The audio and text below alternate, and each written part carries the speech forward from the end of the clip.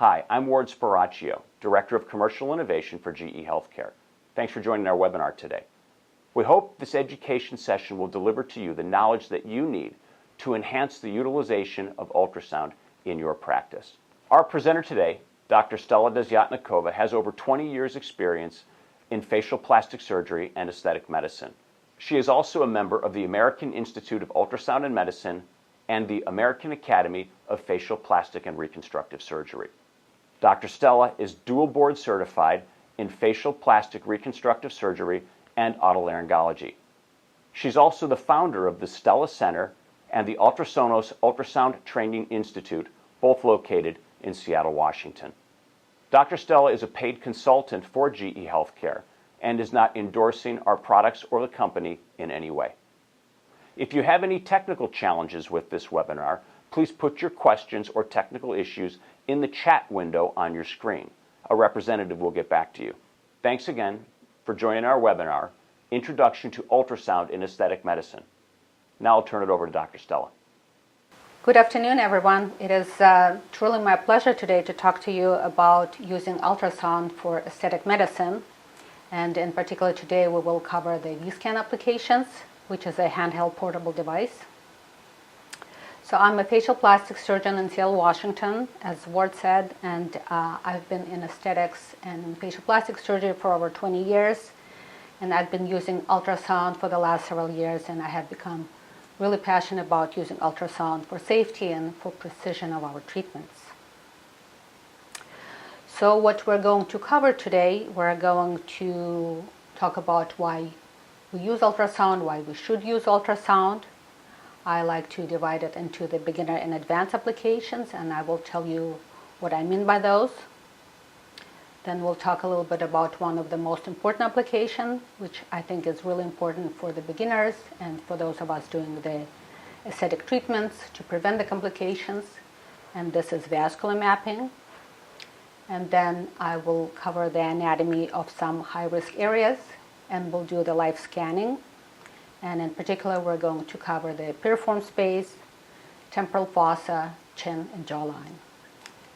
Today we're going to be talking about use of ultrasound in aesthetic medicine, and as you all know, it became really popular in the last several years. And probably one of the biggest reasons why it became so popular is that we now have the devices, which are those handheld portable devices, and they became available and affordable for individual practitioners to bring them into their practices, and then they can use them to treat their patients and to prevent and avoid complications. So ultrasound by itself that we're talking about today, it's an imaging modality. So we use those devices to see the patient's anatomy, see different tissues, existing fillers, implants. Ultrasound is not going to be used to treat as opposed to other devices that actually have ultrasound used for therapeutic applications. In our case, again, it's going to be the imaging modality, which is really invaluable because for the first time we can actually see what we can treat for our patients. We can see individual patient's anatomy, and there's really no replacement for this kind of individual anatomy that we can see. So we can direct our treatment, make them more safe. We can place fillers, threads, and other applications, toxins, in a more precise manner in the tissue layer that exactly we need to treat. And then, of course, we can use these devices to direct our treatment of complications by visualizing, again, where the complications occur and using our devices to treat them in an ultrasound-guided or directed fashion. So the beginner applications for somebody who is just starting with ultrasound, who is bringing the device into their practice, one is the vascular mapping for the high-risk areas, and we'll cover some of those areas later today. In particular, we'll talk about the piriform space, temples, chin, jawline. Those are the areas that are particularly prone to having a vascular occlusion complication, meaning getting filler in the artery, and in the worst case scenario, developing blindness. stroke, and other vascular occlusion complications. So using ultrasound in this case is really helpful for us to find the vessels so that we can avoid them during treatment. We can also use it to diagnose any anatomical abnormalities, surgical changes, to see if the patients have prior fillers, which will make our treatment plan perhaps unfortunate or will need to be changed, or patients had any implants, which a lot of times they will forget to tell you or they don't want to tell you, and again that can modify our treatment plan. And then of course the treatment of vascular occlusion, even though it's a more complicated process, but I like to classify it as the beginner applications because this is the one that is basically one of the biggest reasons that the practitioners bring ultrasound in their practices, and that will be the one that they will probably be using it for. And then for more advanced use, we have things like ultrasound-guided injections of hyaluronidase to treat delayed onset nodules, filler malposition, or the vascular occlusion itself. And then, of course, we can use the ultrasound-guided method for filler placement, such as placing it in the temples, piriform, and some other areas in the face, and even high risk, such as glabella, forehead, and nose. So I will just cover a little bit the tissue recognition on ultrasound, because each tissue has its certain echogenicity, meaning how dark or how light it appears on our screen. And something that will be very dark or black, or we call it anechoic, will usually be fluid, water, blood, or our hyaluronic acid gel or ultrasound gel.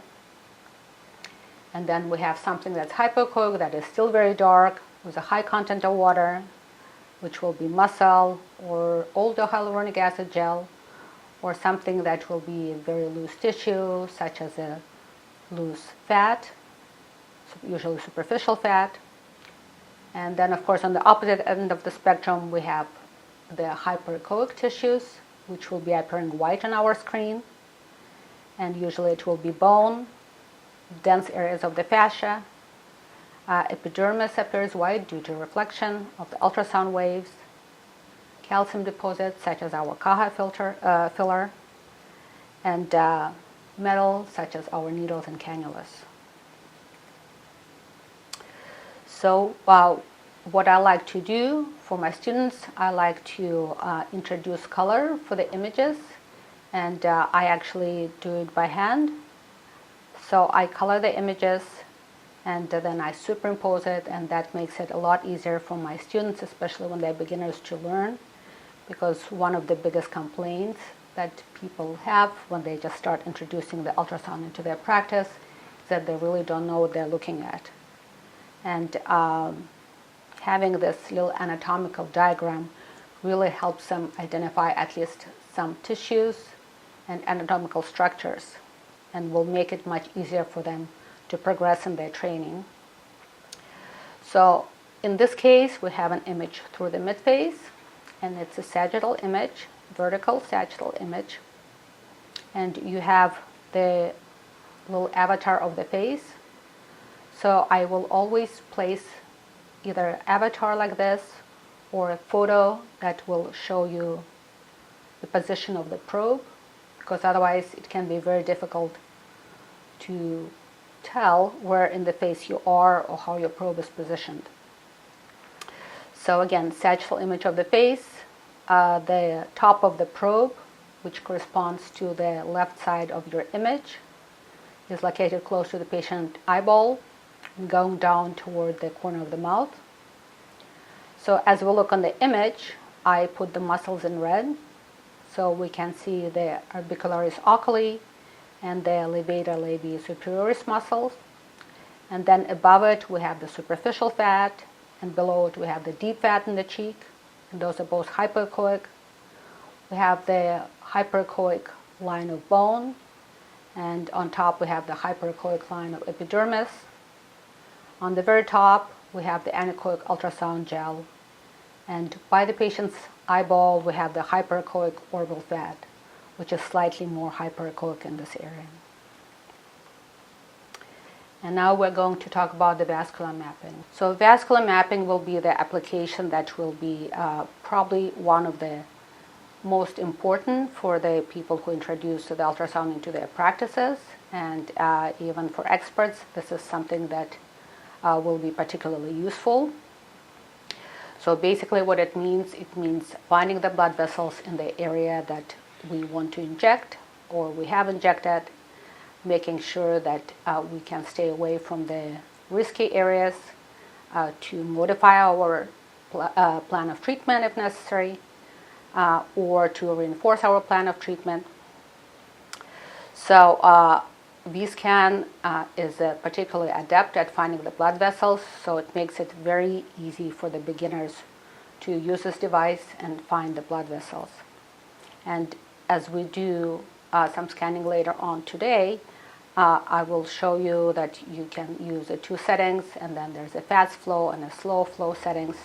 And for really, really tiny blood vessels, using the slow flow make it even easier.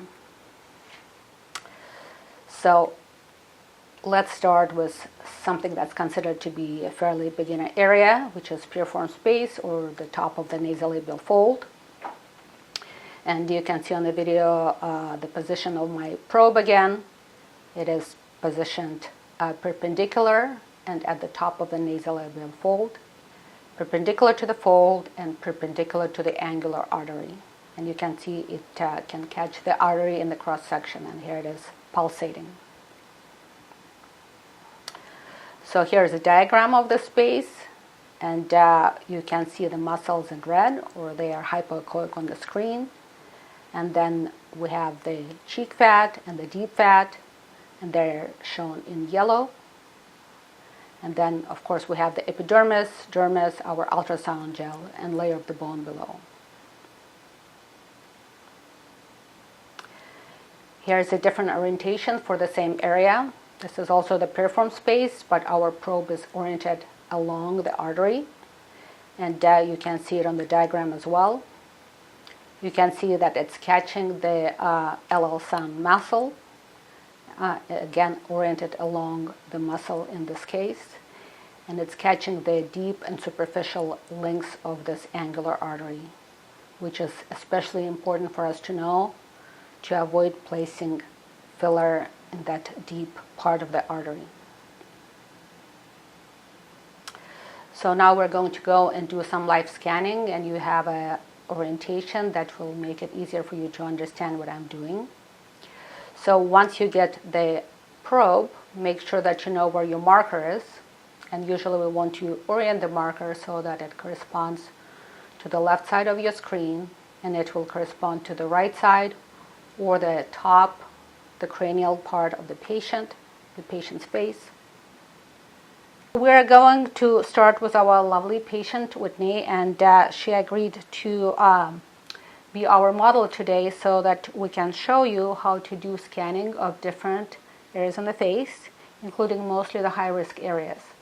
So we're going to start with the live scanning of the piriform aperture.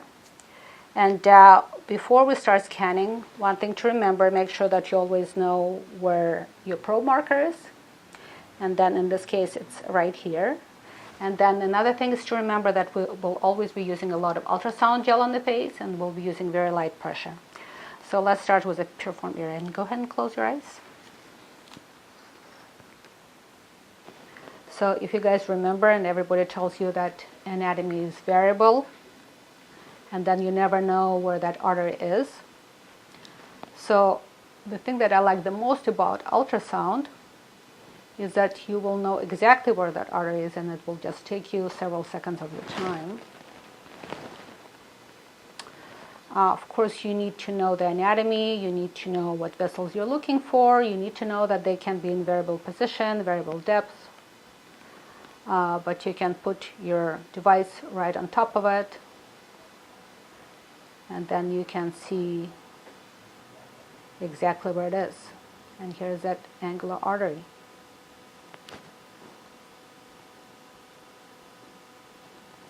And I can compress the tissue a little bit. And now you can see it pulsating.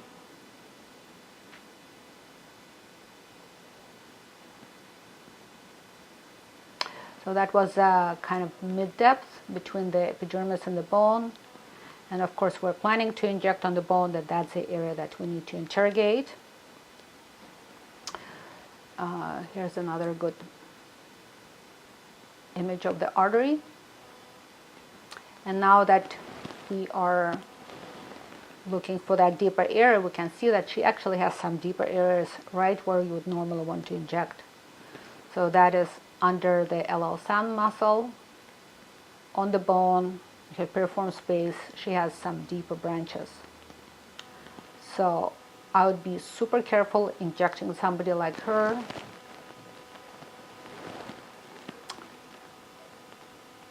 On the bone.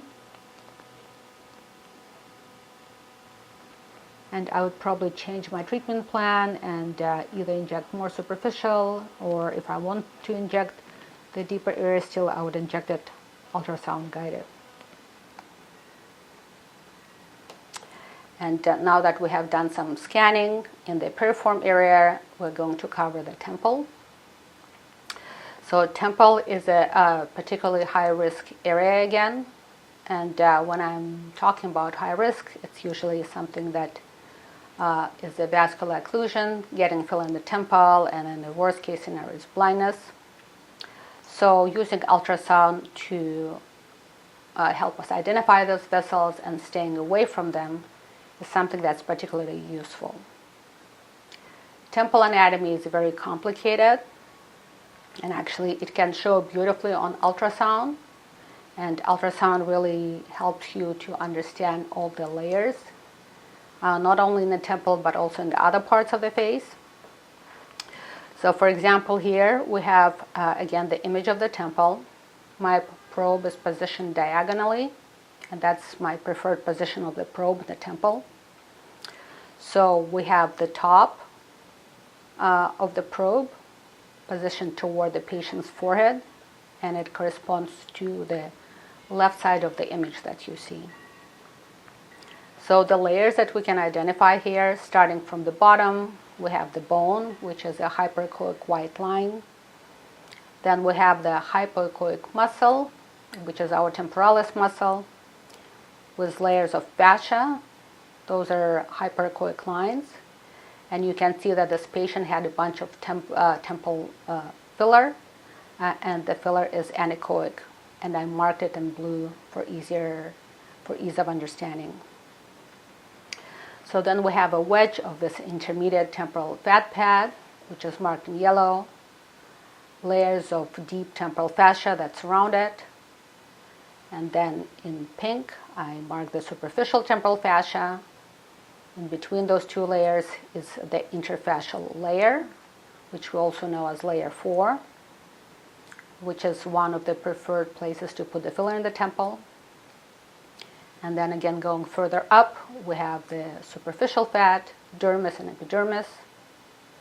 You can see on this image that there's 2 blood vessels, and you can see later in the video that it is a vein. We see the middle temporal vein, which is a lot of time easier to find in this intermediate temporal fat pad, and then it connects to the superficial temporal vein. So because the anatomy is complicated and I teach my students those ultrasound-guided injections, here's an image out of my paper on ultrasound-guided temple filler injections, which goes over these layers again in details.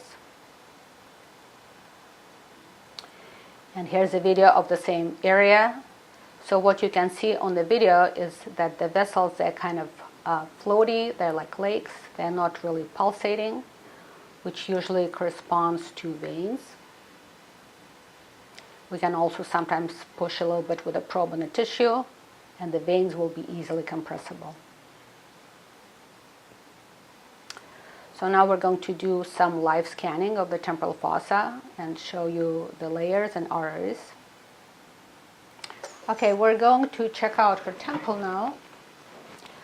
So as you guys know, temple is a very high risk area for fillers. And we like to do this on the bone injection, which I still do quite a bit. The one that's also named the 1 up and over or supraperiosteal injection.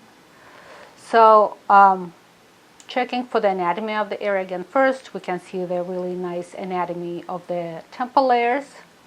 You see the bone, you see the hypoechoic muscle above it. Here's her little wedge of intermediate temporal fat. And then we see kind of combination of fascial layers on the top, and then dermis and epidermis, layer of ultrasound gel on the top. So what I like to do when I inject the temple and I want to inject on the bone, first I would mark or I would kind of eyeball the area that I want to inject, and then I place the position of the center of my foot plate right on that area. So let's check for the vessels. So here we have our little color box. So if we're looking for the vessels on the bone, then I want to make sure that the color box will actually encompass that bone layer, which is not doing that now. So let's bring it all the way down here.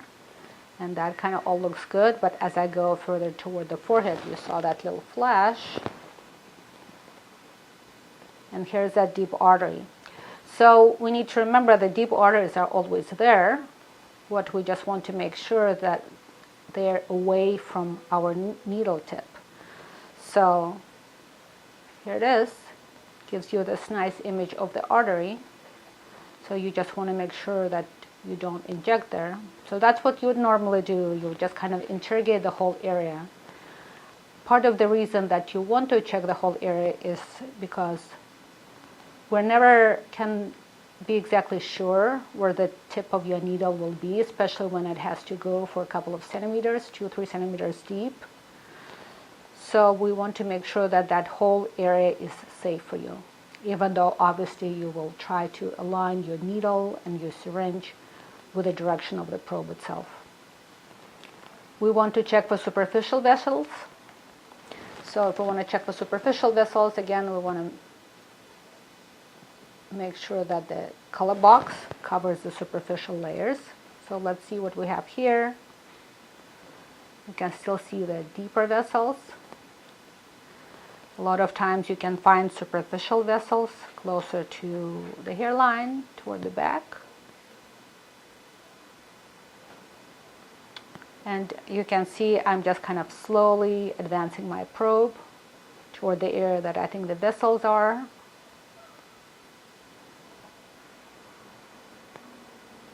And at some point you will usually find them.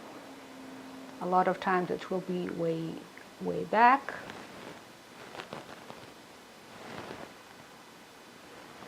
So here we can see a branch. Again, I'm right by the hairline, kind of like right where I thought the artery was. And here's a little tiny cross section of the superficial temporal artery. You can see it's pulsating on the screen. And it's in between the layers of the superficial temporal fascia. And here's another branch. So the reason that we want to avoid those superficial temporal vessels, other than the fact that they obviously can be connected through the forehead, they can be connected to the ophthalmic circulation, to your supratrochlear, supraorbital vessels, but also as they supply the blood supply toward the scalp, the incidences of vascular occlusion in these vessels are now reported quite frequently, and they can actually lead to patients losing their hair or alopecia and scarring in their scalp. And then sometimes we can find that middle temporal vein that I showed you earlier.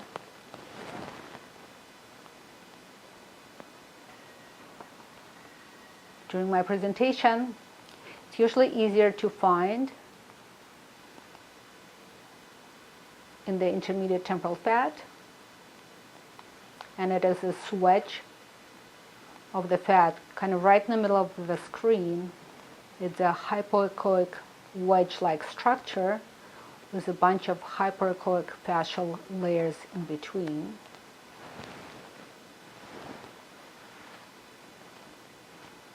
And here's that middle temporal vein right here. And now that we have done that, we will cover the chin and the jawline, which recently has become one of the most common sites of vascular occlusion. So I think using the ultrasound can help us prevent a lot of those complications. So starting from the back of the jawline, let's look over the layers. In the middle we have this hyperechoic bone, and then a large masseter muscle, which also is hyperechoic, with small fascial strands in it. Then we have a thick layer of SMAS and parotid and mesenteric fascia in the middle. And above it we have the superficial fat, dermis and epidermis. In front of the masseter, you can see the facial artery. Facial vein is right there as well. They're in this deep layer of the fat, which is a buccal fat pad. And as we go forward in the face, we'll see the buccinator muscle and the deeper fat in the chin. So what we can see here on the video, the muscle in the middle of the screen is your DAO muscle, depressor anguli oris, and we can see the facial artery pulsating right at the lateral portion of this muscle. And below it, of course, we see the bone, and in between the bone and DAO is our DLI, or depressor labii inferioris muscle. As we go further forward in the chin, we will see several other arteries. Here's an image of the inferior labial artery, which is oriented along the probe in this case. Mental artery, a lot of times we can find deep on the bone, the mental foramen. In this case, again, it's deep to the DAO muscle and right on the bone.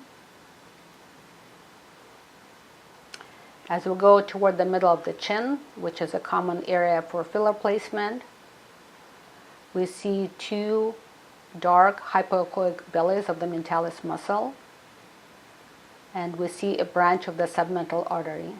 And this is the artery that frequently gets into complication situations. So now we're going to do some live scanning of the chin and jawline on our model. So let's scan the area of the jaw and the chin. So the jaw is a very popular area for filler injections now, as you all know. And this is the area where we can get in trouble with a really large facial artery and vein, frequent area for occlusions. So let's put some ultrasound gel. Again, remember, we need to use a lot of ultrasound gel when we do the facial scanning. And let's appreciate the general anatomy of the area. And then look for the vessels.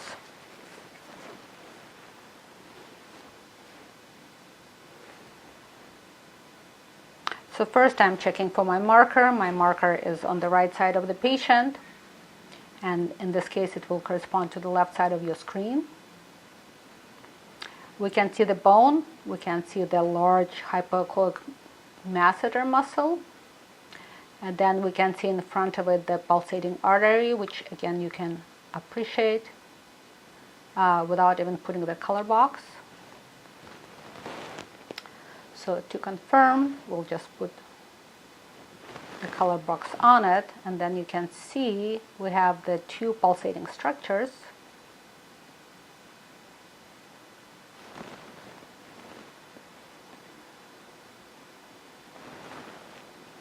And I'll just make it just a little bit bigger. So usually what we have the artery and the vein that cross the mandible here in front of the masseter. And if we put some pressure on the probe now, we usually can compress the vein, and the artery that stays and pulsates, or the vessel, that will be the artery.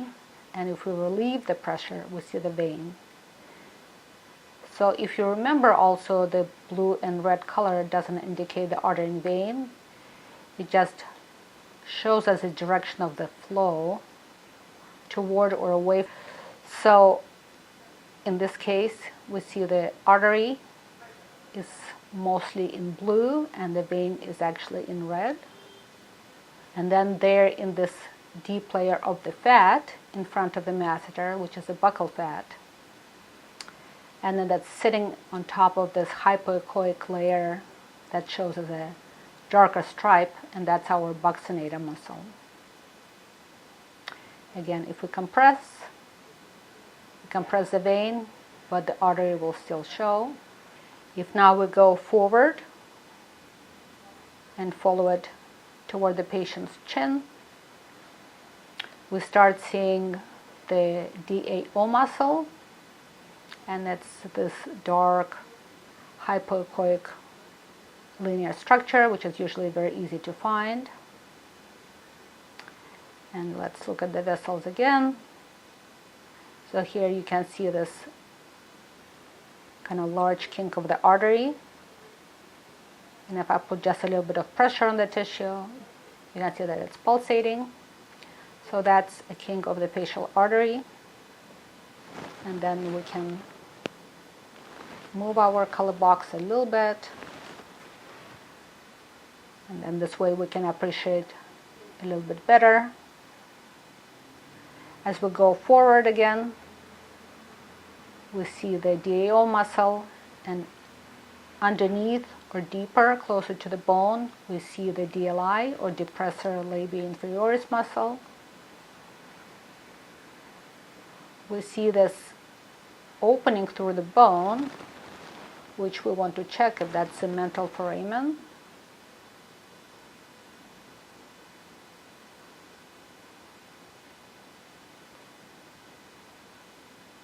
So there's just a little bit of a flow, and then another thing we can do, we can steer our color box a little bit, and that can help you find the vessels a little bit better sometimes.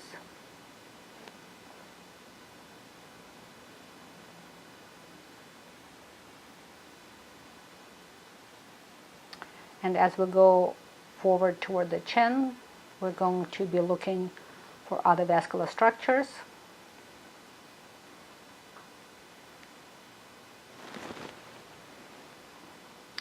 So one thing that you want to make sure that your probe is really stable. So you can see I usually stabilize it to the patient face by basically stabilizing my hand. And you can see if I put a little bit of pressure on the tissue, it's really easy to occlude those little tiny facial vessels, so make sure that you don't put a lot of pressure on the tissue.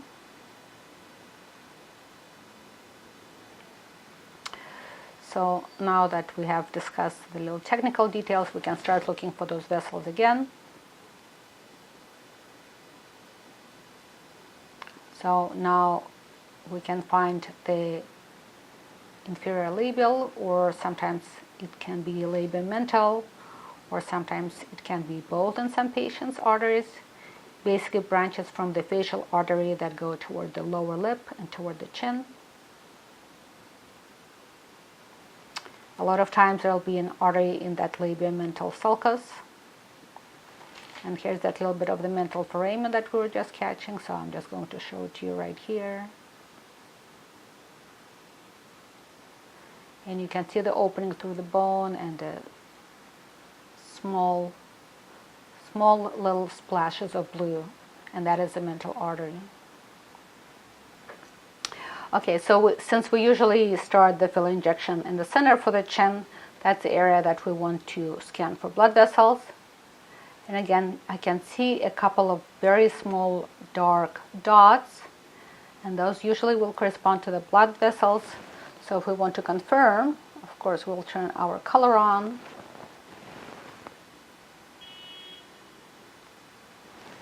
And then we can turn to the slow flow and see if any of them are little tiny veins.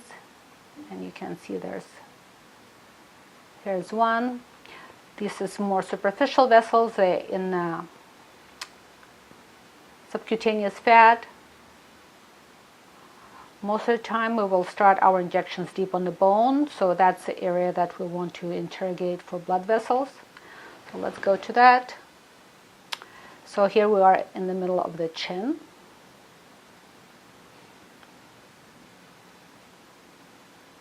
And of course we want to avoid injecting any areas that have the blood vessels in it.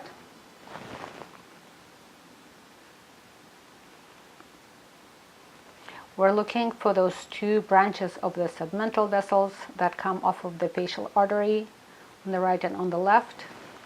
And here's a couple of little ones that we can actually see.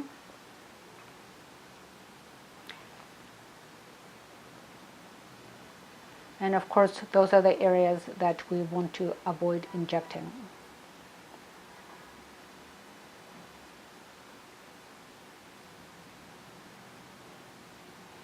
And if you plan on injecting right at the border of the mandible, so this is the area that you want to check.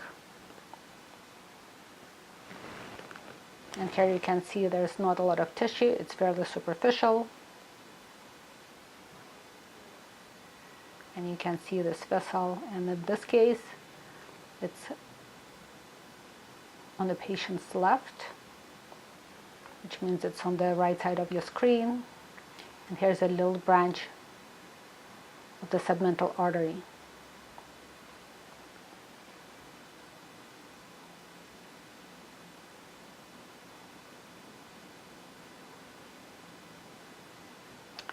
So now that you have checked that, looks like the center looks good. Looks like actually the right side, patient's right side, meaning the left side of your screen, looks good. And then if we get close to this area that has a little submental artery here, then that's the area that we want to be careful. A lot of time, chin injection will include the pre-jowl and the labiomental sulcus. So if you're planning to do any deep or superficial injections, again, just kind of trying to keep yourself out of trouble. Here we see two vessels, really superficial. They're in the subdermal plane. And now you can see them really well. If I want to know where they are on the patient, I will position them in the middle of the screen. And then I know that this is the area that will correspond to the middle of my foot plate, and I can see on my patient exactly where it is. Right here. A lot of times it's a good idea to check the labiomental sulcus in general. That's the area that the vessels can run fairly superficial. And this is the area that we frequently inject with cannula in the subdermal plane. So using some caution in this area is advisable.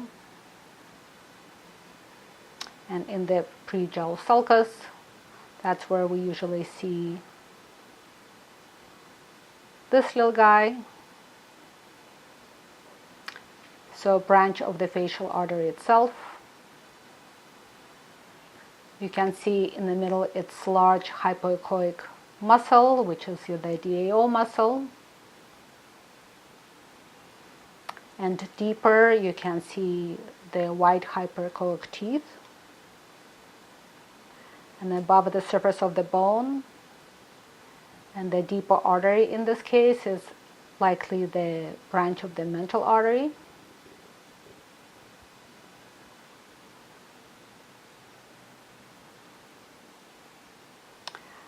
And sometimes it could be a branch of the facial artery. To really know, you have to follow them. And a lot of times you don't need to follow them, you just want to make sure that you are safe in the area that you're injecting. So the other muscle under the DAO, that's your DLI muscle. And you can see some arterial branches right through that muscle. And here we can see the horizontal branch on top of the DAO muscle, and that is likely her inferior labial artery.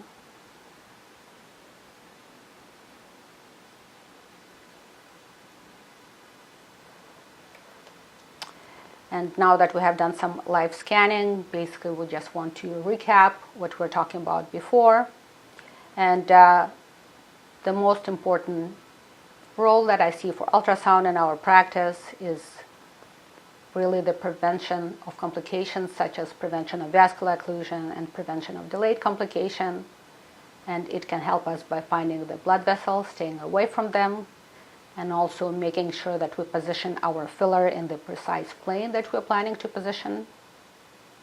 So doing this anatomical mapping prior to injection can be very fast and can be really beneficial. We can also find the old fillers. A lot of times finding the old fillers for the patients can help prevent further situations such as creating the delayed onset nodules. And then of course we use the ultrasound to treat complications such as treat the vascular occlusion and treating those delayed onset nodules. And we have reached the end of today's webinar, Master Your Skills, Ultrasound in Aesthetic Medicine. Thank you for attending. If you have any questions, please feel free to type them in the Q&A box on your screen, and a representative will follow up with you. We appreciate your time and hope you found this informative. We'll look forward to seeing you again in a future presentation.